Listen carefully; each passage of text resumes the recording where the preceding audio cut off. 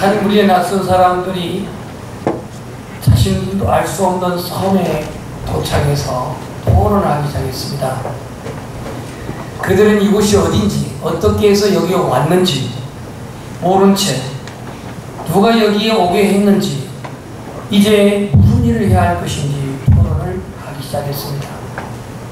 그때 한 사람이 손 모퉁이에 그 깃자리가 쌓여 있는 것을 보고 그들은 건축을 해야겠다고 생각했습니다. 무슨 건축을 할까? 날씨가 더우니 수영장을 만들자. 우리가 또한 여기서 살려면 음식을 저축해야 되니, 저장해야 되니 그건 음식 창고를 만들자. 거주하는 집을 만들자. 건강을 위해서 병원을 짓자 하면서 토론하고 있는데, 또 한 사람이 우리 섬 뒤쪽에도 또 하나의 섬이 있다고 말을 했습니다. 그들이 그 소리를 듣고 가만히 들여다보니 건너편의 섬에서 뭔가 소리가 나기 시작했습니다. 뚝딱뚝딱 소리가 나기 시작했습니다. 그 사람들은 이제 긴장하면서 경계 분위기가 조성되더니 도대체 저 섬에 사는 사람은 누구일까? 그런 이제 생각이 이제 교차되면서 저 사람들은 누구이길래, 저 사람들은 우리와 무슨 관계 있을까? 이제 그렇게 의문을 갖기 시작했습니다. 만약에 저들이 나쁜 사람이라고 한다면 우리는 방어를 해야 한다 하는 그런 의미에서 그 섬 주변에 벽을 쌓기 시작했습니다. 성벽을 쌓기 시작했습니다. 잠시 후에 낯선 청년 하나가 나타나서 말합니다. 나는 건축장입니다. 여러분을 이 섬에 보내신 그분이 나를 여러분에게 보냈습니다.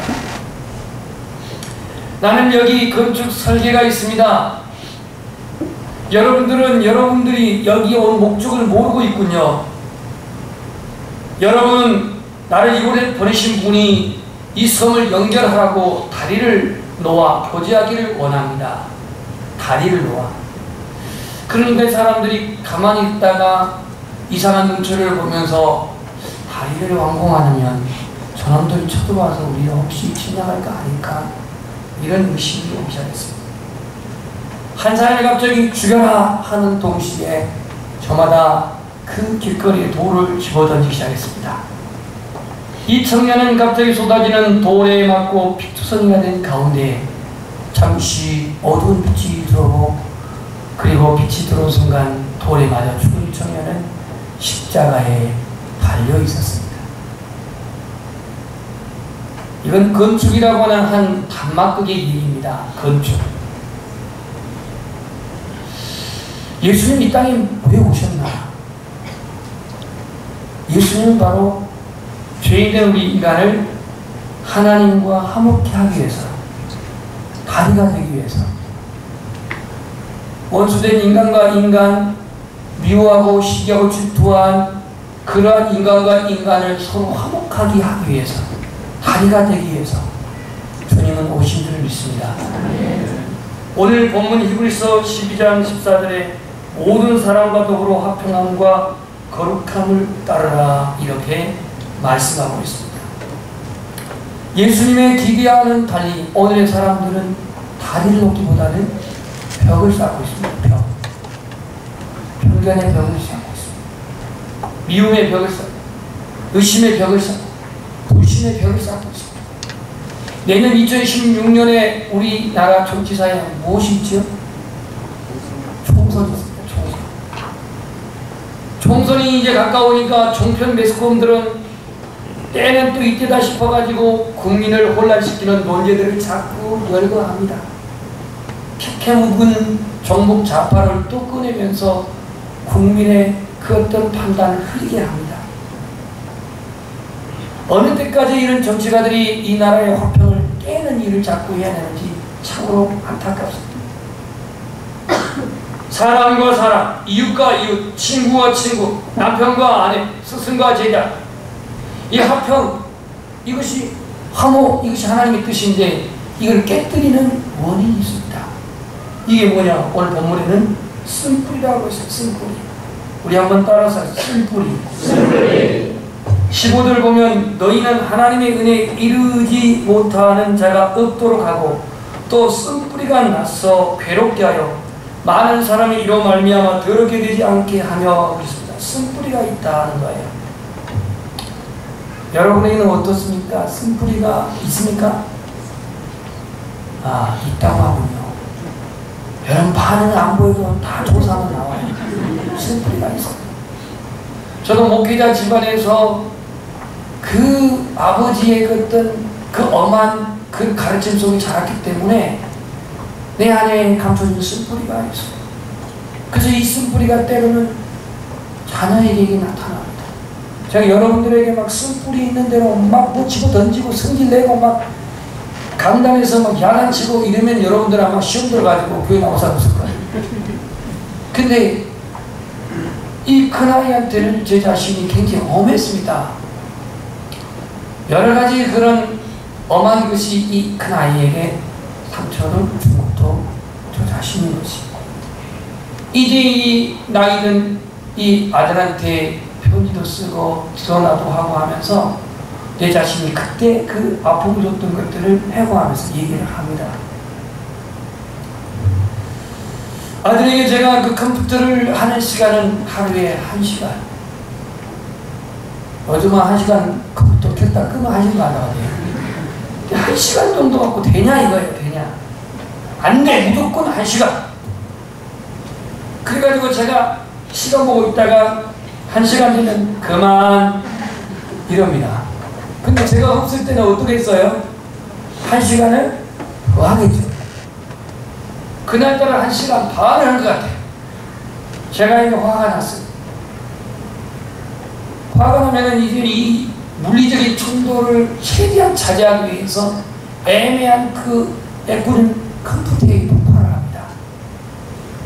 그래서 제 전적이 마우스를 2번 박살낸 적이 있습니다. 그 마우스는 별로 있으니까 주먹을 한 번쯤 깨져버려요. 이거 아들한테 날아갈 주먹이 마우스한테 날아가는 거예요. 2번을 깼어요. 그 2번을 사줬어요. 깨려면 뭐들을 사주려면 뭐를 깨요. 그런데 사줬어요. 좌판을 제가 한 번을 깼어요. 좌판 있잖아요. 컴퓨터 그 좌판이 이거 별로 비쌌다는데 멈춰서 제가 끼진 않았어요. 좌판을 깼어요. 그 또 사줬습니다. 이 쓴뿌리라고 하는 것은요, 마음속의 상처를 의미합니다. 이건 타인에 의해서 만들어지기도 하고 자기 자신에 의해서도 만들어지기도 하고, 이 쓴뿌리가 우리 안에 있으면 진정한 화평을 이룰 수가 없습니다. 화목을 이룰 수가 없습니다. 본문 15절 다시 한번 읽겠습니다. 시작. 너희는 하나님의 은혜를 이루지 못하는 자가 더럽고 또 쓴뿌리 같아서 괴롭게 하여 많은 사람이 이로 말미암아 더럽게 되지 않게 하며, 하나님의 은혜에 이르지 못하는 자가 없도록, 다시 말해서 쓴뿌리가 있으면 하나님의 깊은 은혜에 이르기가 어렵다는 겁니다. 이 쓴뿌리가 치유되지 아니하면. 그래서 이 쓴뿌리를 안고 예배하다 보면은요, 이 마음이 오픈이 안 돼요. 하나님에 대한 그런 오픈의 마음이 잘 안 돼요. 남들은 표현을 하고 남들은 그렇게 평안 중에 예배하는데 내 마음이 쓴뿌리를 안고 있으면은 너나 해라. 마음이 안 오죠. 왜 우리는 쓴뿌리를 치유하고 이 화평의 삶을 추구해야 될 것인가? 왜 우리는 쓴뿌리를 제거하고 하나님과 또는 이웃과 화평해야 되는가? 첫 번째는 하나님의 은혜에 이르기 위해서입니다. 우리 한번 고백합시다. 하나님의 은혜에 이르기 위해서. 우리가 하나님께 나아가려면 뭘 가지고 나가야 한다 그랬죠? 너무 어려운 질문인가요? 믿음이잖아요. 믿음. 하나님께 나아가는 데 있어서 여러분들이 무슨 돈을 가지고 나오라겠습니까? 아니면 무슨 자격증을 가지고 나오라겠습니까? 아니면 무슨 명예를 가지고 나오라겠습니까? 믿음을 가지고 나오라고 히브리서 11장 6절에 말씀했어요. 하나님께 나온 자는 믿음으로 하나님을 기쁘시게 하는데 자기를 찾는 자에게 무엇 주신다고? 상 주시는 힘을 믿어야 한다고 했어요. 믿음을 가지고 나가요. 믿음이 뭡니까? 하나님을 의지하는 거죠. 믿음이 뭡니까? 하나님을 신뢰하는 거죠. 그래서 하나님을 의지하고 하나님을 신뢰하는 데에 방해 요소가 뭐냐면 쓴뿌리가 이거예요. 그래서 하나님의 사랑을 깨닫게 하는데 장애가 되고 하나님의 은혜를 받는데 하나님 은혜에 가게 하는데 방해가 되는 게 쓴뿌리라는 거예요. 세월이 흐르면 우리 얼굴가에 잔주름이 생기듯이 오늘 우리의 마음 안에도 이 상처 하나하나를 간직한 것이 축적되면서 쓴뿌리가 되었습니다. 쓴뿌리. 그래서 이 상처가 깊을수록 자기 자신에 대해 실망하고 하나님께 대해서 또한 원망도 합니다. 하나님은 왜 저런 왼수 같은 인간을 만나게 했을까? 왜 하나님은 나에게 이런 곤란한 환경을 허락하실까? 치료되지 않는 이 상처 때문에 하나님을 신뢰하기 어렵고 더불어 하나님을 찬양하고 하나님께 예배하기가 그렇게 쉽지가 않습니다. 오늘 우리 마음속 깊이 내재되어 있는 미움, 적개심, 남을 의심하고 험담하고 비난하는 부정적인 생각들, 이거를 은근히 또 즐기는 그러한 타락한 인간의 그 DNA, 마음속에 다른 사람에 대한 적개심, 가인의 DNA입니다. 저 녀석 때문에 나의 제사가 연락되지 않았고 저 녀석 때문에 내가 하나님의 축복을 받지 못한다라고 하는 다른 사람에 대한 적개심, 가인의 DNA. 내 삶이나 환경을 미워하고 저주하는 마음을 가지고 어떻게 하나님께 우리가 예배할 수가 있느냐 이거예요. 예수님은 우리 마음의 쓴뿌리를 제거하러 오셨습니다. 예수님만이 우리의 마음의 쓴뿌리를 제거할 수 있습니다. 우리 안에 근본적인 쓴뿌리는 바로 죄입니다. 죄. 하나님의 은혜에 이르기 위해서 우리는 이 쓴뿌리를 제거해야 되고요. 두 번째로, 오늘 본문에 이 쓴뿌리가 나서 괴롭게 한다고 했습니다. 괴롭게 한다. 괴롭게 한다. 다른 말로 하면 자신을 파괴시킨다는 얘기입니다. 자신을 파괴시킨다. 쓴뿌리는 다른 사람을 아프게도 하지만 궁극적으로는 자기 자신을 아프게 해요. 자기 자신. 쓴뿌리가 주는 고통은 정신적, 정서적인 고통뿐만 아니라 육체적인 질병까지도 가져오게 합니다. 그래서 마음의 즐거운 양약이라도 마음의 근심은 뼈를 바르게 한다고 했잖아요. 모차르트의 생을 영화로 한 영화 아마데우스 아시죠? 아마데우스. 이 모차르트와 동시대 작곡가이면서 탁월한 음악가로 궁중음악장을 맡았던 안토니오 살리에리. 안토니오 살리에리는 아름다운 곡을 많이 작곡했고 당대 최고의 음악가로서 자부심이 아주 대단한 그런 작곡가였습니다. 어느 날 자신의 색감을 후배인 모차르트가 작곡한 음악을 듣고 그는 큰 충격을 받았습니다. 뭔가 자신의 깊은 내면에서 욱하고 올라온 것이 있었으니 바로 다름 아닌 시기심이었습니다. 모차르트에 대한 시기심을 가지면서 행복을 잃어버렸습니다. 그는 모차르트만 미워할 뿐만 아니라 하나님을 배려하기 시작했습니다.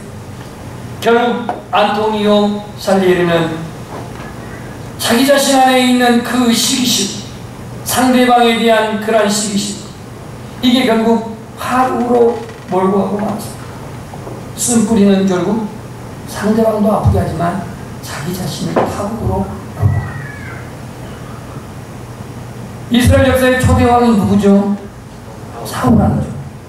사울왕의 쓴뿌리는요, 충신 다윗의 그 충성스러운 그 능력과 그 왕에 대한 국가에 대한 그러한 충성심, 이것을 수용하지 못하고 시기하고 적대하고 결국 그 쓴뿌리는 자기 자신을 파국으로 몰고 가게 되었고 자기의 가정을 파국으로 몰고 가게 되었습니다.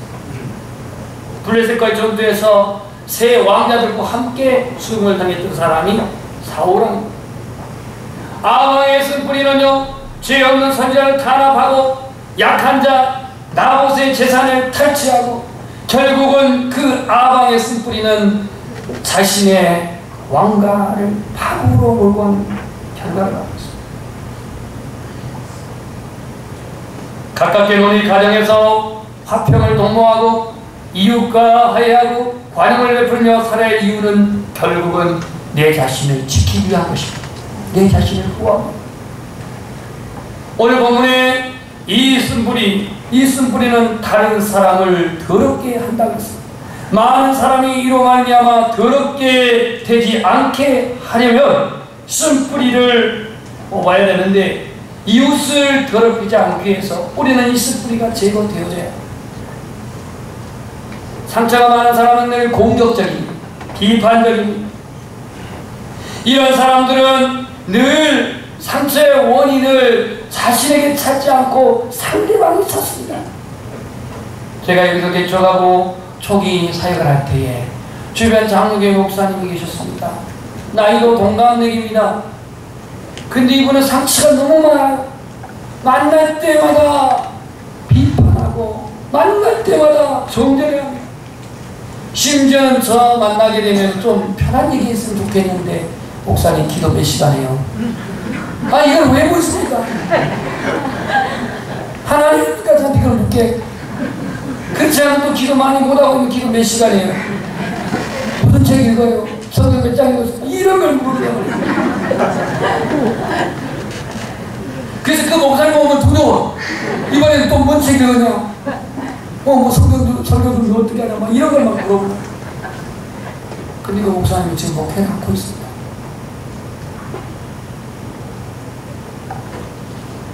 오늘 이 상처에 있었던 한 사람, 16절. 오늘 이 에서라는 사람 보십시오. 에서. 한 그릇 음식을 위하여 장자의 명분을 판 에서와 같이 망령된 자가 없도록 살피라. 다시 말해서 그 하나님의 놀라운 축복, 장자의 명분, 메시아의 가문에 속하는 이 장자의 그 명분을 가졌던 에서가 하찮은 그 팥죽 한 그릇에 장자의 명분을 팔아버렸던 망령된 자가 없도록 살피라 했는데, 이걸 역으로 말하면 그런 사람이 있다는 얘기예요. 17절 읽겠습니다. 시작. 그의 축복을 이어받으려고 눈물을 흘리며 구하되 관용가가 되어 물론 배고픔에 허덕이고 있는 그 에서에게 기계주의자가 된 이 야곱은 치사하게 팥죽한 그릇으로 한 그릇으로 그것을 형의 장자의 명분을 딜을 맺고 있는 이 야곱의 처사가 얍삽하고 좀 이건 좀 치사해요. 그렇다고 자기가 배고프다고 그 아버지로부터, 그 하나님께로부터 받은 장자의 명분을 팥죽 한 그릇에 달랑 팔아버린 이 에서가 자기 자신이 잘못된 걸 생각하냐고, 저 새끼 때문에, 저놈 때문에 내 인생 뭐 어쨌어, 실패했어, 망했어, 이러면서 그 한스러운 상처를 그가 안고 이 야곱을 죽이겠다고 400명의 가병을 이끌었던 에서 아닙니까? 오늘 내 안에 있는 쓴뿌리나 내 안에 있는 상처는 자신에게 원인이 있다는 것도 먼저 알아야 됩니다. 뭐 남편 때문에, 아내 때문에, 자녀 때문에 자꾸 그렇게 원인을 바깥에서 찾지 말고 내 안에서 그걸 찾아야 돼요. 남에게 있다고 생각한다면 더욱더 비판적이고 파괴적으로 돼요. 우리 마음 안에 쓴뿌리는 반드시 치료되어야 합니다. 요셉은 형들에게 미움받고 팔려서 노예가 되고 그 엄청난 수모와 고통을 당했지만 그게 얼마나 상처가 되고 얼마나 그것이 아픔이 되었겠습니까마는 탁월한 그의 신앙으로 말미암아 그는 그 상처를 다 극복한 줄 믿습니다. 오늘의 직장생활, 가정생활, 교회생활, 사회생활 정말로 화평이 절실한 그런 시대입니다. 하나님이 기뻐하시는 사람으로서 우리는 이 화평을 도모해야겠는데, 나와 이웃 사이에 화평이 아닌 지금 벽을 쌓고 있는 사람이 있습니까? 벽. 예수님께서는 그 벽을 허무셨고 지성소와 성소에 막혀있는 그 휘장을 다 나누셨고 하나님께 나은 길을 만들어놨는데, 자신을 죽여 길을 만들어놨는데 여러분들은 벽을 쌓고 있지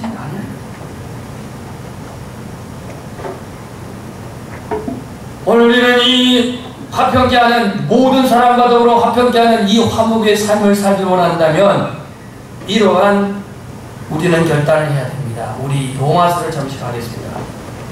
로마서 12장을 다 펴세요. 아주 나는 성경 안 피기로 작정했다는 사람은 이 시간만큼은 피습니다. 로마서 12장 257페이지 14절부터 21절까지 말씀을 교독하겠습니다. 이 말씀을 보는 가운데 우리 안에 이 화평의 은혜가 충만하기를 축복합니다. 로마서 12장 14절부터 9절까지 257페이지 아직도 더듬거리신 분들은 조금 더 성경을 보시기를 바랍니다. 너희 이를 박해하는 자를 축복하라. 축복하고 저주하지 말라. 즐거워하는 자들과 함께 즐거워하고 웃는 자들과 함께 울라. 서로 마음을 같이하여 높은 데 마음을 두지 말고 도리어 낮은 데 처하며 스스로 지혜 있는 채 하지 말라. 마음을 여호와를 자랑하고 모든 사람 앞에서 선한 일을 범하라. 18절은 함께 읽어야겠어. 시작. 할 수 있거든 너희로서는 모든 사람과 더불어 화목하라. 끝난 게 아닙니다. 내 사랑하는 자들아 너희가 친히 원수를 갚지 말고 하나님의 진노하심을 맡기라. 기록되었을 때 원수 갚는 것이 내게 있으니 내가 갚으리라고 주께서 말씀하십니다. 내 원수가 지어져 먹이고 오만하는 것이라. 내가 너희가 수를 너희에게 쌓아놓으라. 다 같이 악에게 지지 말고 손으로 악을 이기라. 아멘.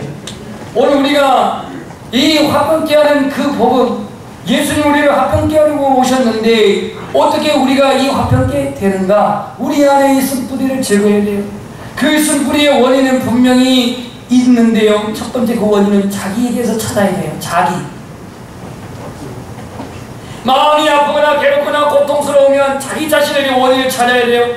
상대방의 피의식 속에서만 찾지 말고 자신에게 책임이 있음을 인정해야 돼. 돌아온 당자는 고통의 원인을 아버지에게서 들었습니까? 아니면 자기의 그 내놓는 그 인정머리 없는 형에게 원인을 두고 있습니까? 자기 자신에게 두고 있어요. 내가 하늘과 아버지께 잘못을 범했다라고 고통의 원인을 자기 자신에게 발견하고 뉘우치고 돌아옵니다. 느헤미야는 고국의 한평 소식을 듣고 수일 동안 금식하며 자복하며 회개했습니다. 느헤미야 1장 6절 보면은 이런 말씀이 있습니다. 따라서 하겠습니다. 눈을 여시사 종의 기도를 들으시옵소서. 나와 내 아버지의 집이 범죄하여.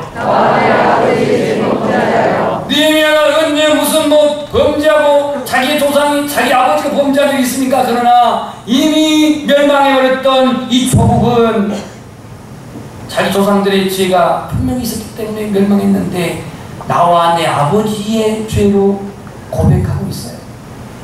느헤미야는 아시다시피 그는 이 파사에서 수상궁의 그 수감원장이 되었는데 이미 멸망당할 당시의 그 죄하고는 자고하고는 무관해요. 그런데도 불구하고 그는 하나님 앞에 고통의 원인을 자기에게서 두면서 고백하고 있는 거예요. 고통의 원인을 자기 자신에게 찾아야 합니다. 그것이 부부관계이든 아니면 교회에서 신앙관계이든 내게 있는 고통을 너 때문에가 아니라 내 안에서 발견할 수 있기를 소원합니다. 두 번째로는 자기 자신과 이웃을 용서해야 됩니다. 용서해야 돼요. 자기 자신과 이웃을 용서해야 되는데요. 1997년 전도 세미나를 갔습니다. 전도 세미나 이태원 그 감리교회 가서 세미나에 참석하고 오전 강의하고 오전에 전도 현장에 나갔습니다. 오전에 전도 현장에 2씩 나가가지고 저녁 식사할 때까지 한 3시간 정도를 전도하고 와서 오고를 합니다. 근데요, 전도 열매가 없는 분들은 다시 나가요. 다시. 밥도 먹지 말고 다시 나가요. 그래가지고 30분 또 다시 나가는데 별실이 없었어. 저만 그런 게 아니라 이제 한 거기에 이제 가신 분들 중에 이제 그런 분들이 있어요. 그래가지고는 이제 딱 앉아서 제 자신의 영적 실태를 돌아보니 너무나도 한심스러운 있죠. 어떤 아무개 전도사, 어떤 아무개 집사님, 평신도 다 목회자입니다. 아무개 목사님, 아무개 전도사님, 전도 해와서 기뻐 밥을 즐겁게 먹는데 저는 밥맛이 있어요. 밥 안 먹어요. 나는 밥 먹을 자격도 없어. 내 영혼의 영적 실태를 보고 너무너무 충격을 받아가지고 밥을 먹었어요. 총동원 주일에 평소보다 출석이 더 날리고 그렇게 기도하면서 총동원 주일을 한 사람도 전도되기를 원했는데 더 안 나와. 그때 저는 밥을 안 먹었어요. 여러분들은 식사를 했을지 몰라도 저는 밥을 안 먹었어요. 자신을 용납하지 못하고 자신을 안 되었어요.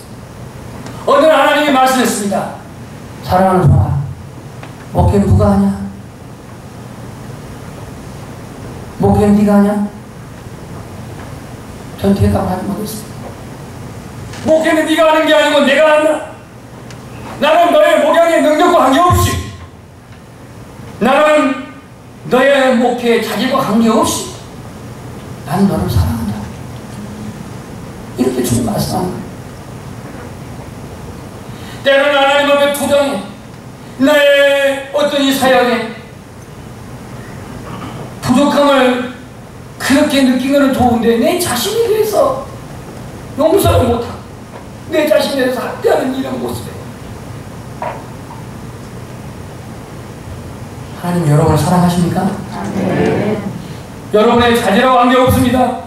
여러분의 능력과 관계없습니다. 하나님의 사랑은 변함이 없이 지금도 여러분들을 사랑하고 계십니다. 네. 주님이 나를 그렇게 용서하셨다면 오늘 우리 자신도 자신을 용납하고 물론 다른 사람도 용서해야 됩니다. 그리고 오늘 말씀하기를 우리가 이웃과 더불어서 화평을 도모하라고 말했는데 아까 로마서 10장 18절에 할 수 있거든 너희로서는 모든 사람으로 더불어 화목하라고 말했어요. 우리가 이웃과 더불어 화목하는 것은 쉽지 않다는 것을 성경에 말하고 있어요. 할 수 있거든 그래서니까요. 자, 부모 입장에서 공부는 안 하고 맨날 게임만 하고 속 썩이는 자식들이 혈압 상승의 원인이 되고 있어요. 별 능력도 없으면서 큰 소리만 땡땡 치고 때로는 배신감을 주는 남편들이 믿고 실망스러워. 매주가 갈수록 매력은 잃어가고 늘 귀찮게 잔소리하며 다가지를 긁는 아내들이 부담스럽기도 합니다. 좀 더 잘 먹고 싶은데 관심을 갖는다며 챙긴다며 전화하고 문자 보내는 구역장이 부담스럽기도 합니다. 오늘은 기대했는데 여전히 감동이 없고 은혜가 없다고 교회가 부담스러운 분이 계십니까?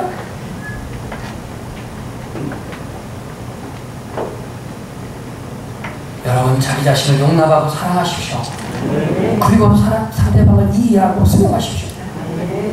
천재적인 그 화가였던 레오나르도 다빈치에게 화가의 많은 지망생들 몇 명이 거기 방문했습니다.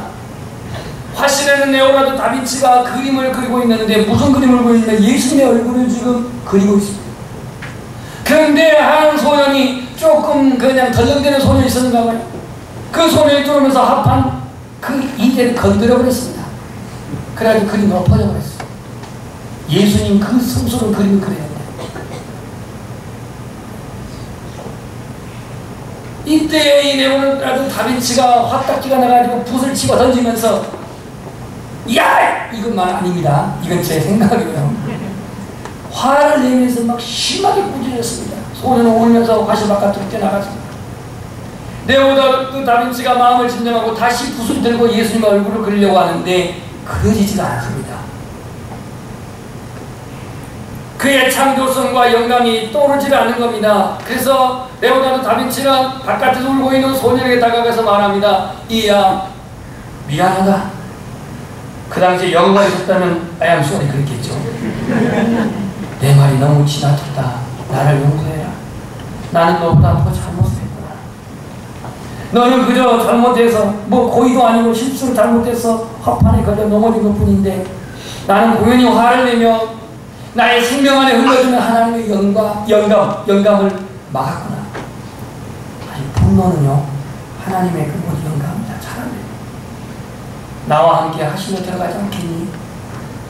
이 아이에게 사과를 하고 그 아이를 데리고 다시 화실에 들어갔습니다. 그 자연스럽게 예수님의 얼굴을 그릴 수가 있었다고 합니다. 화목하게 하는 삶 속에서 하나님의 평화가 나타나고요. 하나님의 기쁨이 나타날 줄 믿습니다. 평화를 깨뜨린 역사는 교만이요, 우월감이요, 열등감, 자기 비하의 감정 이와 같은 것들이 화평을 깨는데요. 예수님께서는 우리를 화목케 하려고 오셨다고 했습니다. 그리고 우리에게 화목케 하는 직책을 받겠다고 했습니다. 우리 한번 고백합시다. 잠언 16장 7절입니다. 사람의 행위가 여호와를 기쁘게 하면 그 사람의 원수라도 그로 더불어 화목하게 하시느니라. 잠언 16장 7절 말씀입니다. 오늘 히브리서 기자는 12장 오늘 14절에 모든 사람과 더불어 화평함과 거룩함을 따르라 그랬습니다. 예수님은 중간에 막힌 담을 다 허시고 길을 이셨는데 우리 중에는 아직도 미움과 시기와 의심과 또한 그 비판에 그런 벽을 쌓고 있지는 않은지. 주님은 모든 사람과 더불어 화평하라고 했습니다. 가깝게는 가정 안했습니다. 화평을 깨뜨리는 쓴뿌리를 예수 그리스도의 능력으로 제거하시고 하나님이 화평케 하라는 그 화평이 여러분 가정 안에서 또 직장 안에서 구역 소그룹 안에서 그리고 우리 교회 안에서 충만하게 누리시기를 축복합니다.